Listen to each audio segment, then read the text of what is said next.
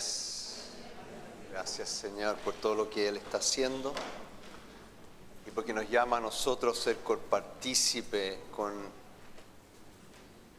lo que importa, con lo eterno, con lo que tiene relación con su voluntad. Y eso hemos estado estudiando estas últimas semanas ya, varias semanas. La voluntad de Dios. Oremos. Gracias, Señor, por esta mañana. Gracias por la universidad. Gracias por Haití, el colegio. Gracias, Señor, como tú avanzas tu reino aquí en nuestro país y afuera por medio de este ministerio grande. Gracias por tu palabra que nos instruye, nos guía y nos revela tu perfecta voluntad para nuestras vidas, porque eso es lo que deseamos, Señor. Hágase tu voluntad en nuestras vidas, como la haces en el cielo. Y así sea con esta enseñanza, en tu nombre, Jesús. Amén. Amén. Comenzamos varias semanas atrás viendo una carta del apóstol donde él menciona 3 llamados. Y estos 3 llamados tienen directa relación con la voluntad de Dios. La voluntad de Dios para nuestras vidas. Él tiene una voluntad. Y este es el sello de un verdadero cristiano. Aquel que se sujeta y ama hacer la voluntad de su Padre. Ser de Él. El llamado a ser de Jesucristo. El llamado a caminar apartado de los caminos de este mundo. Ese camino ancho que lleva a muerte, para caminar con Él día a día. Y el llamado a servir. Vamos a estar sirviendo al Señor por la eternidad. Pero sí hay una urgencia que nace desde el corazón de Dios en estos tiempos. Alcanzar a toda persona para que ninguno se pierda. Y la semana pasada mencionamos otros aspectos de la voluntad de Dios para vuestra vida, que son tan importantes como la salvación, la santidad y el servicio, que son la consagración, son cosas de lo íntimo, de lo escondido, lo que nadie ve, solo Dios ve, que deben estar presentes también. Y mencionamos la consagración y hoy vamos a ver el carácter. Y lo vimos a través de la vida de un joven, hijo de Israel, el padre de las 12 tribus de Israel. El menor de estos hijos, que se llamaba José. Y mencionamos que José se consagró, se tomó de Dios, le creyó. Y vimos en Génesis 37, si podemos ir a Génesis, porque ahí vamos a estar hoy nuevamente, en Génesis.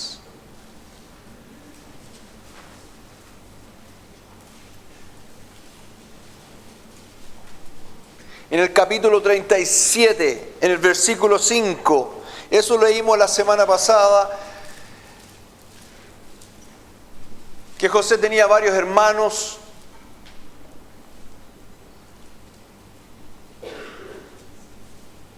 y que él tenía un don de Dios, que era tener sueños, interpretar sueños. Y aquí dice en el versículo 5, Leemos hasta el 8. Y soñó José un sueño y lo contó a sus hermanos, y ellos llegaron a aborrecerle más todavía. Tenían envidia porque era el hijo privilegiado de su padre, pero ahora lo aborrecen aún más. Y él les dijo: oíd ahora este sueño que he soñado. He aquí que atábamos manojos en medio del campo, y he aquí que el manojo se levantaba y estaba derecho, y que vuestros manojos estaban alrededor y se inclinaban al mío. Le respondieron sus hermanos: ¿reinarás tú sobre nosotros? ¿O señorearás sobre nosotros? Y le aborrecieron aún más a causa de sus sueños y sus palabras. El llamado de Dios no fue bien recibido de parte de los hermanos, el llamado de Dios para José. Pero aún cuando sus padres lo cuestionaban y sus hermanos le aborrecían, José se consagró a Dios. José se consagró a Dios. No dio pie atrás. No se disculpó por el llamado de Dios. Se comprometió, se consagró, y vimos la importancia de eso la semana pasada. Consagrarse día a día, sin saber lo que Dios tiene para nosotros. Vamos a hablar de la fe hoy día más, pero hay fe en eso, sin saber lo que Dios tiene para nuestras vidas. El consagrarse es muy importante.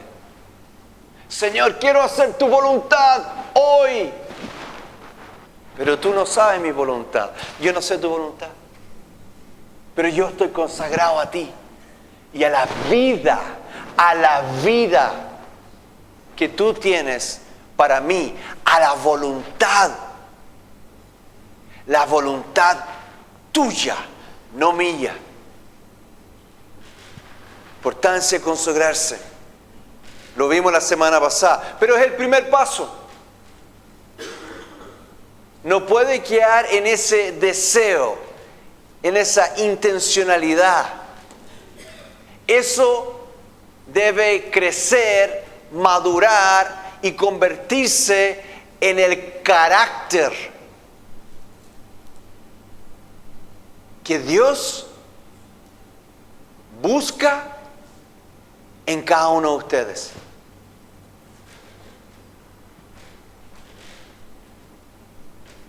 Cuando uno nace, el primer día, no sé si se acuerdan ese día?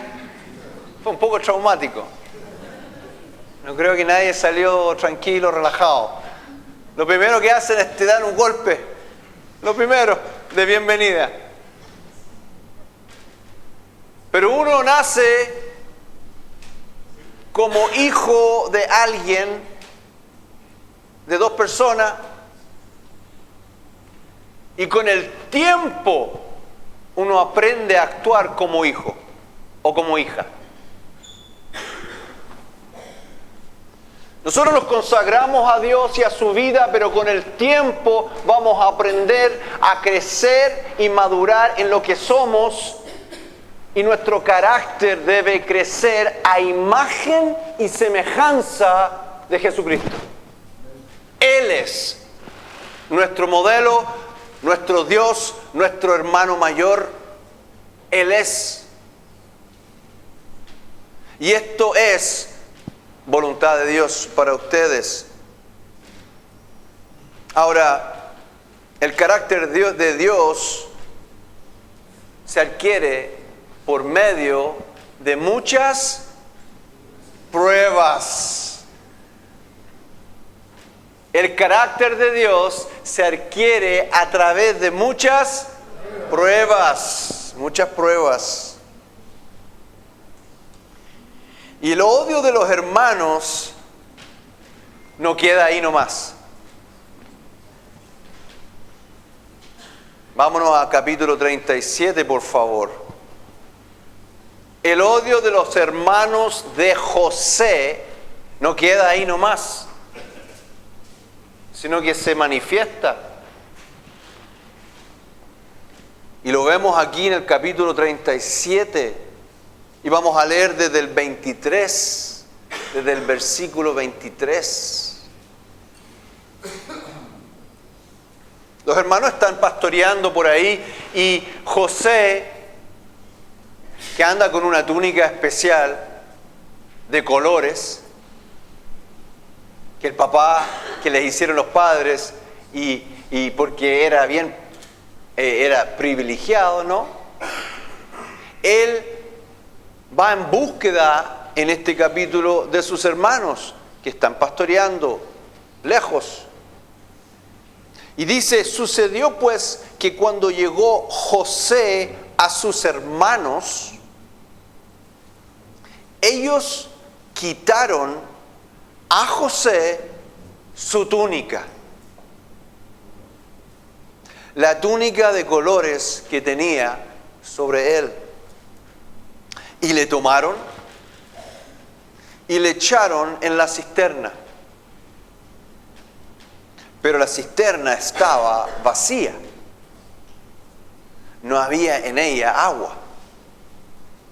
Y se sentaron a comer pan. Y alzando los ojos miraron, y he aquí una compañía de ismaelitas que venía de Galaad, y sus camellos traían aromas, bálsamo y mirra, e iban a llevarlo a Egipto. Entonces Judá dijo a sus hermanos, ¿qué provecho hay en que matemos a nuestro hermano y encubramos su muerte? Tremenda esta escena, totalmente diabólico lo que está ocurriendo. Pero el Señor está mirando. Él está. Es tremenda esta escena. Y Judá de alguna forma intercede por José y dice, venid y vendámosle a los ismaelitas, y no sea nuestra mano sobre él, porque él es nuestro hermano, nuestra propia carne, y sus hermanos convinieron con él. Y cuando pasaban los madianitas, mercaderes, sacaron ellos a José de la cisterna y le trajeron arriba, y le vendieron a los ismaelitas por 20 piezas de plata, y llevaron a José a Egipto. La escena es tremenda. El rechazo de los hermanos, la violencia, siendo arrojado a una cisterna.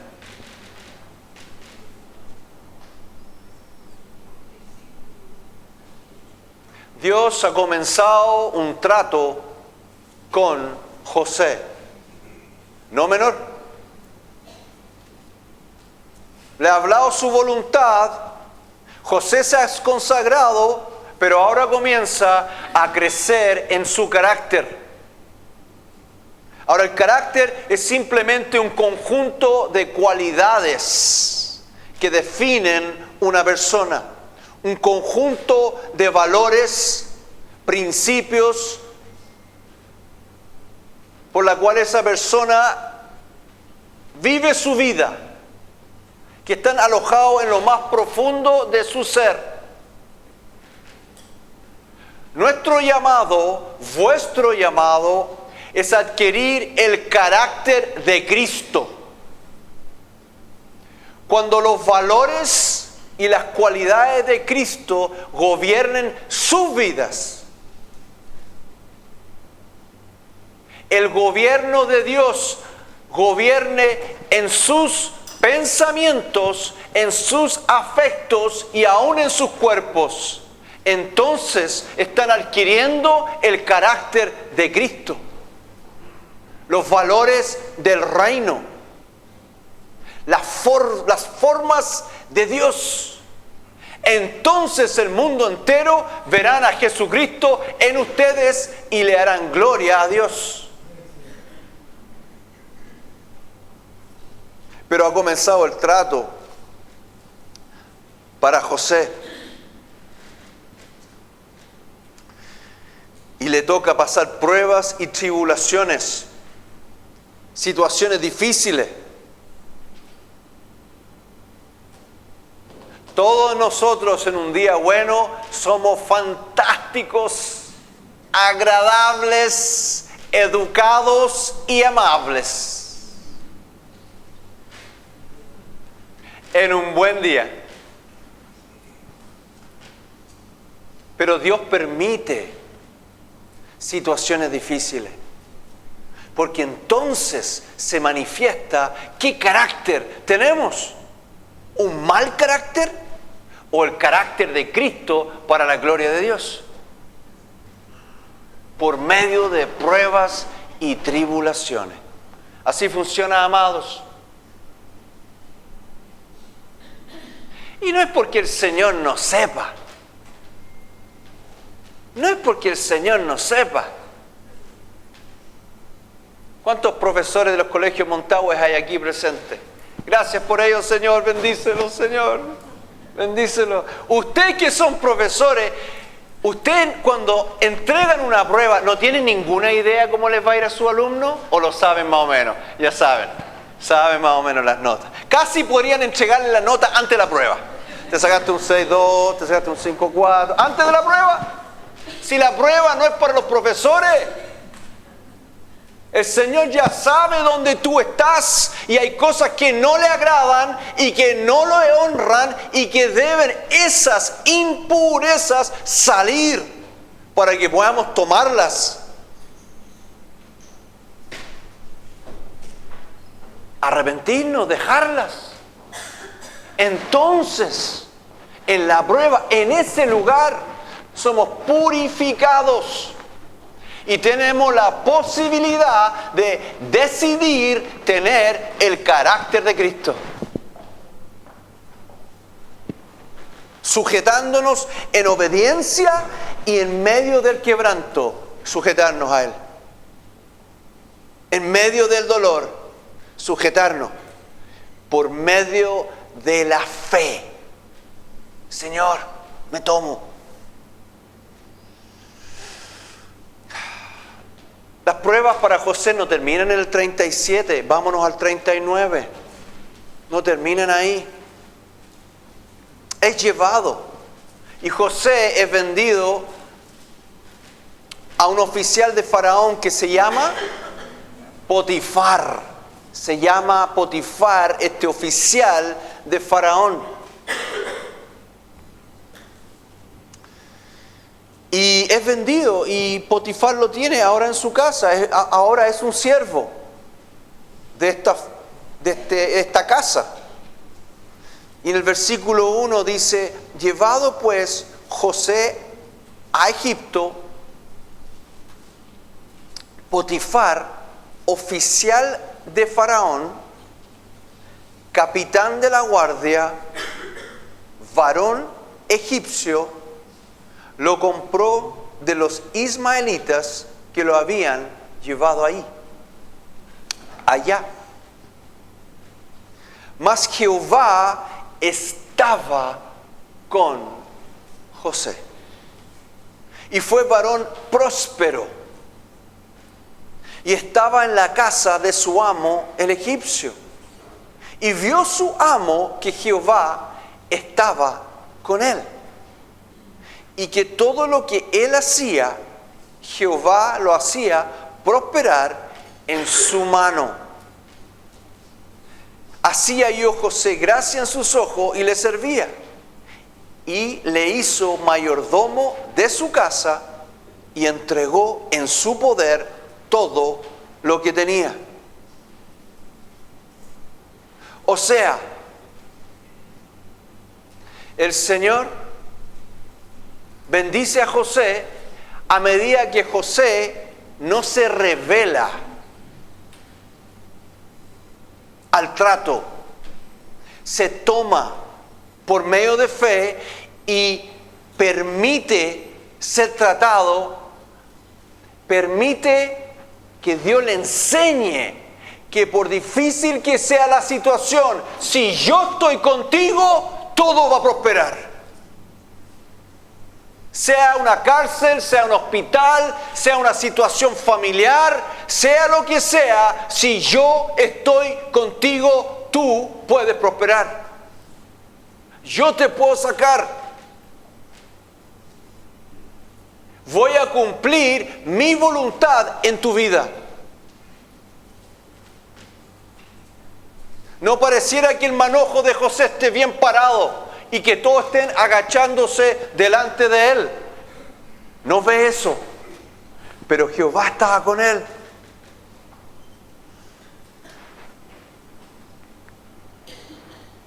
Jesucristo nunca dudó de lo que el Padre tenía para él, aunque le significó la muerte. Aunque todos le hayan abandonado, aunque sudara gotas de sangre, su oración fue: hágase tu voluntad.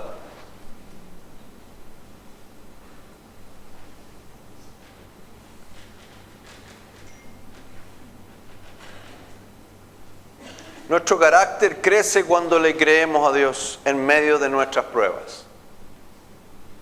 Nuestro carácter crece cuando le creemos a Dios en medio de la prueba.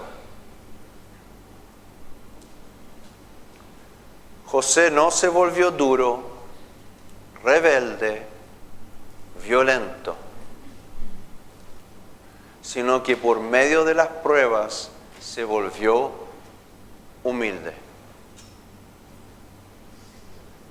Por medio de las pruebas, él se humilló. Jesucristo dijo: imitadme a mí, que soy manso y humilde. José se parece cada día más a Jesucristo. Manso y humilde. Bueno, el Señor no tenía para José solamente gobernar una casa, sino que gobernar todo el imperio egipcio. Para eso tenía que llegar a casa de Faraón, ¿no es cierto? ¿Cómo podrá llegar a casa de Faraón? Bueno, una prueba más, dos pruebas más. Vámonos al 39:7. Él está gobernando la casa de Potifar, administrando la casa. Pero lamentablemente en el versículo 7, pero todavía el Señor está presente, dice: aconteció después de esto que la mujer de su amo puso sus ojos en José y dijo: duerme conmigo. José está consagrado a Dios y no acepta esa terrible invitación. Huye. Ella lo culpa a él, que él ha sido el que trataba de hacer algo indebido. Y Potifar lo pone en la cárcel. Pero gracias, Señor, por el versículo 21. Pero Jehová estaba con José y extendió su misericordia y le dio gracia en los ojos del jefe de la cárcel. Ahora ya no es siervo, sino que es preso. Su condición disminuye en los ojos del hombre, pero su carácter crece para con Dios. Y resulta que en esa cárcel hay un copero y un panadero. Un copero y un panadero. Copero del rey, panadero del rey. Y ellos tienen un sueño. Y José lo interpreta. Le dice al panadero que va a morir. Y le dice al copero que será restaurado a su trabajo como copero del rey. Y nos vamos al 40:14, por favor. Y José le dice en el capítulo 40, versículo 14, le dice, 40:14, le dice al copero: acuérdate pues de mí cuando tengas ese bien, y te ruego que uses conmigo de misericordia, y hagas mención de mí a Faraón, y me saques de esta casa. El copero seguramente con abrazos se va un día, es restaurado como copero del rey, lo que soñaron se da, y la interpretación de José es perfecta. Y va y le dice a Faraón: mira, quiero contarte de un joven que se llama José. ¿Eso pasó? No. ¿Qué le pasó? Se olvidó. Si te he visto, ninguna respuesta del copero. Nada. Pasan los días y nada.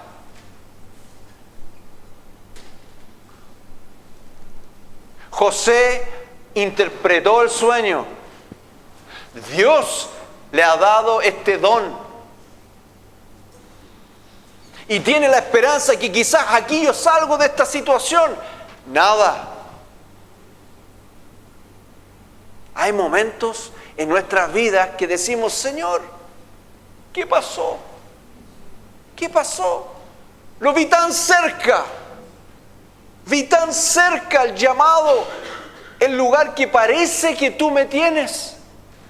Y es como que de pronto me alejé, o se alejó, como un espejismo.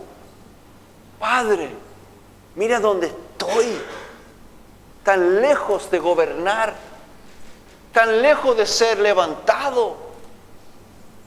Estoy humillado. Sigo humillado. Y saben algo bien fuerte que le ha tocado a José, que le ha tocado a ustedes, y en algunos de ustedes de forma bien fuerte. Se llama injusticia. José no ha hecho nada malo. Nada. Y fue vendido. Fue acusado de abusador. No ha hecho nada malo. Pero Dios ocupa estas situaciones muy difíciles para cultivar un carácter apropiado para un gobernador de un imperio. Dios lo está tratando. Él está en la escuela del Señor, donde está creciendo en carácter.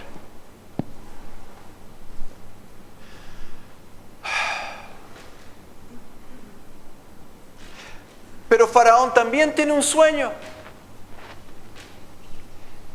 de 7 vacas gordas y 7 enjutas. De 7 espigas llenas y hermosas y 7 menudas y abatidas. Y nadie puede explicarle de qué se tratan estas vacas gordas y como nosotros conocemos las vacas flacas. ¿De qué se trata este sueño?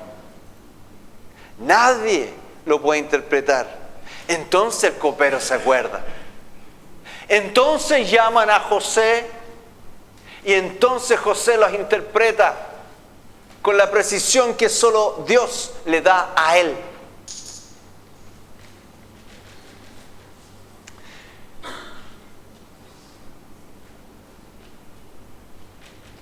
Vamos a saltarnos a Génesis 45, versículo 7.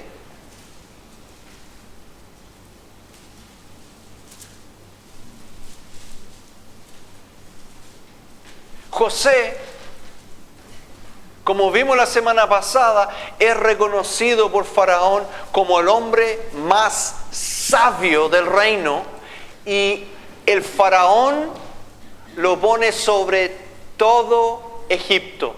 El único que está sobre José es Faraón, con un anillo en la mano, y él administra con excelencia todos los bienes del imperio, tomando durante 7 años todo el alimento posible y luego durante los 7 años de escasez venderlo para beneficio de Faraón y del imperio. Y en eso aparecen los hermanos. No reconocen a José, seguramente por su vestimenta, han pasado los años, y de pronto José se revela a sus propios hermanos que han viajado a comprar alimento en su escasez, en su hambruna. Y le dice José a los hermanos en el versículo 7: y Dios me envió delante de vosotros para preservaros posterioridad sobre la tierra y para daros vida por medio de gran liberación. Así pues, no me enviasteis acá vosotros, sino Dios, que me ha puesto por padre de Faraón y por señor de toda su casa y por gobernador en toda la tierra de Egipto. Fue Dios. Vuestras vidas están en las manos de Dios. ¿Están creciendo en carácter? ¿Están creciendo en obediencia y fe? ¿Qué es fe? Confianza. ¿Están confiando? ¿O están creciendo en queja, rebeldía y desobediencia? Hay dos alternativas. ¿Cuál es mi actitud? ¿Buscar la salida fácil o buscar el carácter de Cristo en esa situación? Cuando repruebas una prueba, ¿qué tienes que hacer, profesores? Darla de nuevo. Hay gente que se pasa 40 años dando la misma prueba. Y algunos perecen en el desierto. Hay personas que dicen: pastor, pero yo llevo mucho tiempo en el Señor. Y lamentablemente no se dan cuenta que no se nota. Siguen tropezando sobre las cosas más básicas, como confiar en Dios.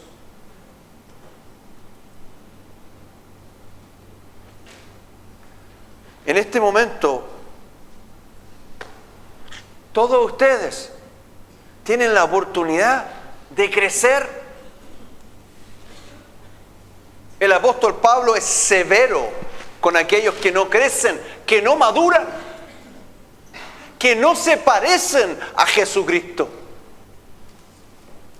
Incluso actúan tal cual actuaría una persona sin fe. que se quedan en lo pequeño, que no entienden que el Señor está mirando y está dando la oportunidad para confiar en Él.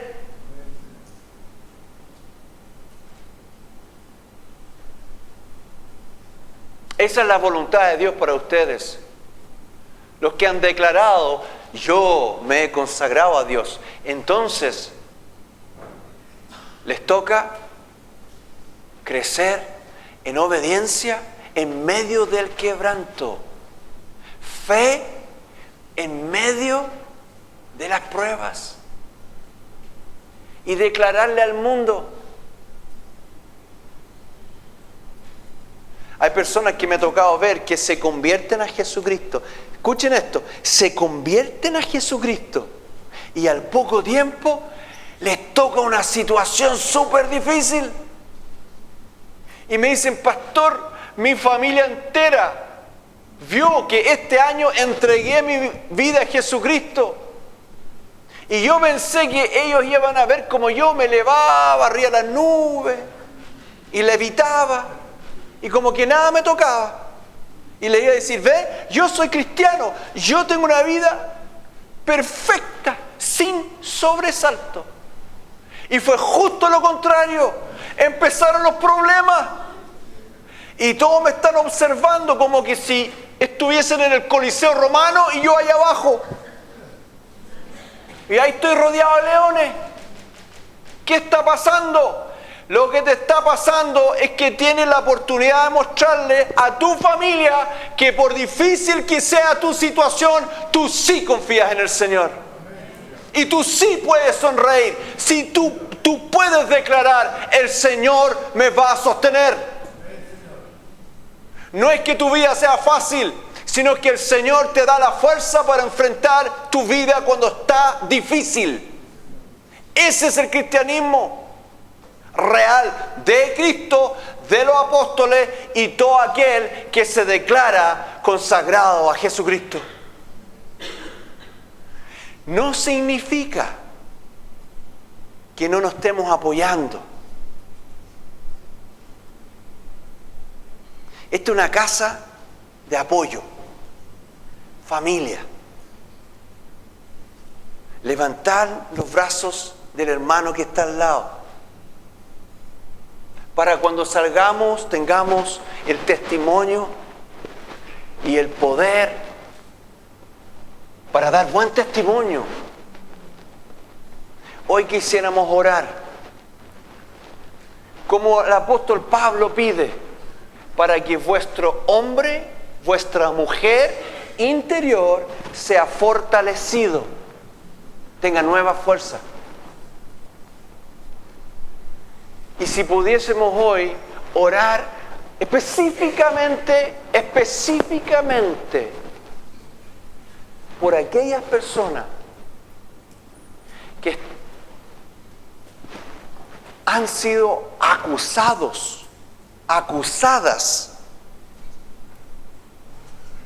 en el trabajo,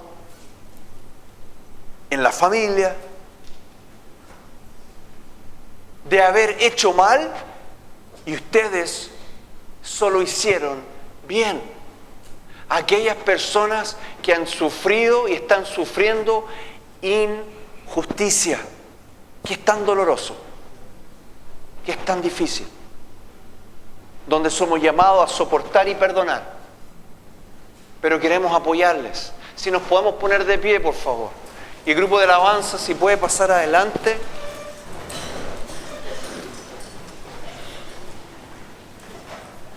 Que puedan ser apoyados en el espíritu, fortalecidos en su espíritu. Si está decaído, aquí van a ser levantados nuevamente.